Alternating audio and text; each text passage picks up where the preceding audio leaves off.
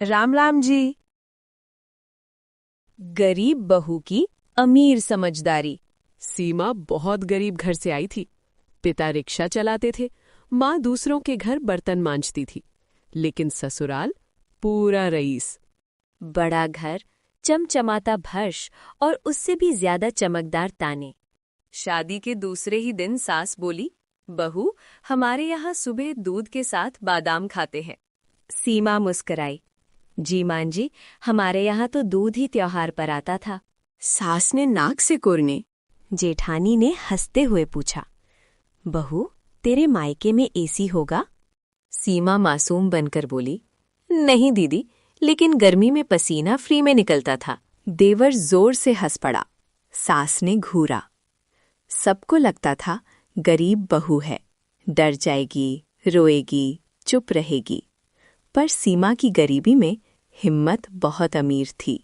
एक दिन सास ने कहा, आज मेहमान आ रहे हैं, खाने में पनीर, काजू, किशमिश सब डालना।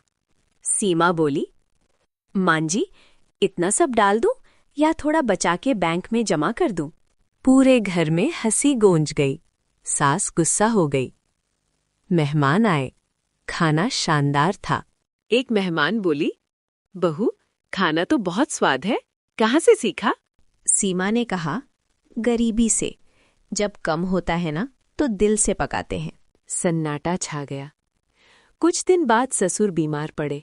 सब डॉक्टर, दवा, खर्च गिनने लगे।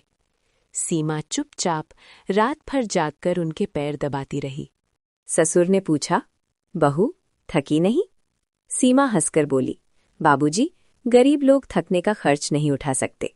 आज तक हमने बहू को गरीब कहा, पर असल में हम सब इससे गरीब निकले। सास चुप, जेठानी शर्मिंदा, देवर सिर झुकाए। सास बोली, बहू, माफ कर दे, तेरी हंसी में भी सबक है। सीमा बोली, माँ जी, गरीब हूं पर दिल छोटा नहीं। उस दिन के बाद सीमा को गरीब बहू नहीं, घर की रौनक कहा जाने लगा, क्योंकि जो गरीबी में हंसना सीख ले वो अमीरी को भी संभाल लेता है।